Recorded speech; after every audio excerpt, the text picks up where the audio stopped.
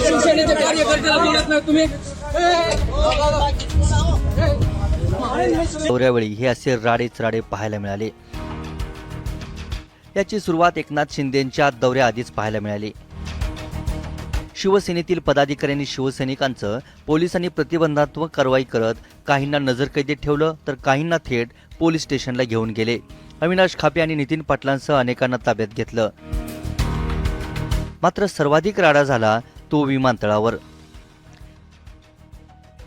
एकीकडे भाजपचे नेते थाटात शिवसेनेच्या एकनाथ शिंदेंच्या स्वागतासाठी विमानतळावर जात असताना पोलीस शिवसेनेच्या पदाधिकाऱ्यांना मात्र रोखत असल्याचं दिसलं. भाजप आमदार राणा पाटलांचे पुत्र मल्हार पाटलांसाठी गेट उघडणारे पोलीस शिवसेना नेत्यांसाठी मात्र बंद करत होते.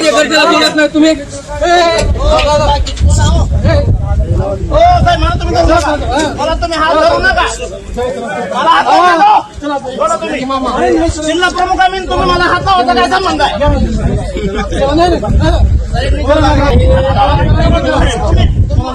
नाही, मी येऊ शकत नाही. तुम्हाला मला जन्म टाका, जन्म टाका. मी येऊ शकत नाही, जाऊ शकत नाही.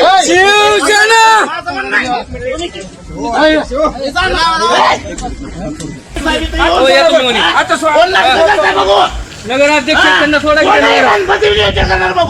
नगराध्यक्षाला मध्ये घेत नाही शिवसेनेच्या चालू. हो ताई यामध्ये तुम्ही चला. कोण हरवते बघू तुम्हाला. कुठे लावले काय एक मिनिट म्हणलं साहेब, शिंदे साहेबांवर आमचं प्रचंड प्रेम आहे. आज जिल्ह्यामध्ये येत असताना हे महत्वाचा पदाधिकारी आहे. आज पास येतं कुणी बनवले, कुठले निरोप नाहीत, कुणाला पास दिलेत कुणा नाही काय माहिती नाही. पाचचा अवकर कुठल्या पद्धतीचं नियोजन नाही. आम्हाला साहेबांना बघायचंय, भेटायचंय. साहेब आज सर्वसामान्य शिवसैनिकांसाठी जगतात, तर सगळे मोठेच लोक साहेब जाऊन भेटत असतात. निवडणुकीत तिकीट वाटपात युतीमधून झालेला अन्याय, पक्षातील गटबाजी या बाबतीत एकनाथ शिंदेंपर्यंत भावना पोहोचवण्याचा काही शिवसेना पदाधिकाऱ्यांचा प्रयत्न होता. मात्र पोलिसांनी शिवसैनिकांना शिंदेंपर्यंत पोहोचूच दिलं नाही. भाजप आमदार राणा पाटलांची उचल घेत काहींनी त्यांच्या इशाऱ्यावरूनच शिवसेना संपवण्याचा विडा उचललाय म्हणत शिवसेनेमध्ये 4 उमेदवार हे भाजपचेच आहेत, फक्त चिन्ह शिवसेनेचं आहे आणि उरलेल्या सगळ्या जागा त्यांनी भाजप देऊन टाकल्या. अशा पद्धतीनं त्यांनी जिल्हा परिषद देखील भाजपच्या घशामध्ये घालायचा घाट या प्रभारी जिल्हा प्रमुख ज्ञानराज चौगुले आणि साळवी यांनी केला. ही सगळी तक्रार आम्ही एकनाथ शिंदे साहेबांकडे मांडली. त्या पद्धतीनं राजेंद्र साळवीला पदावरून देखील हटवलंय.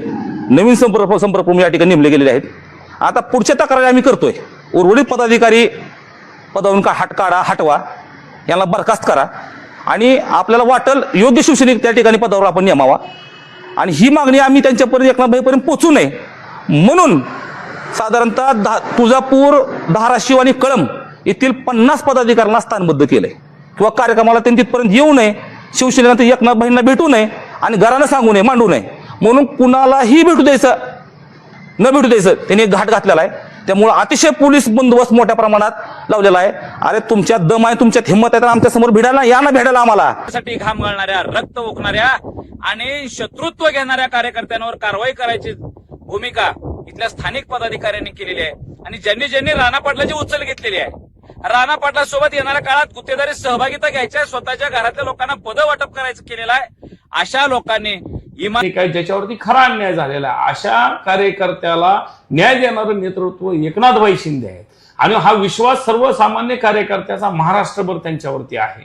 आणि त्यांच्या पुढे आपलं बिंग फुटल, आपले केलेले कृत्य सगळे उघडे होतील या भीतीने प्रभारी जिल्हा प्रमुख आणि पालकमंत्री या दोघांनी पोलीस प्रशासनाला हाताला धरून या शिवसैनिकांचा आवाज दाबण्याचा प्रयत्न केलेला आहे. आणि सत्तेमध्ये असताना सत्तेतील कार्यकर्त्याला पोलीस प्रशासनाच्या मार्फत दाबण्याचं पहिलं कृत्य या देशामध्ये जर कुठल्या प्रमुख नेत्यांनी केलं असेल तर या जिल्हा प्रमुख आणि पालकमंत्र्यांनी केलेलं. या अटकेचा आम्ही निषेध करतो.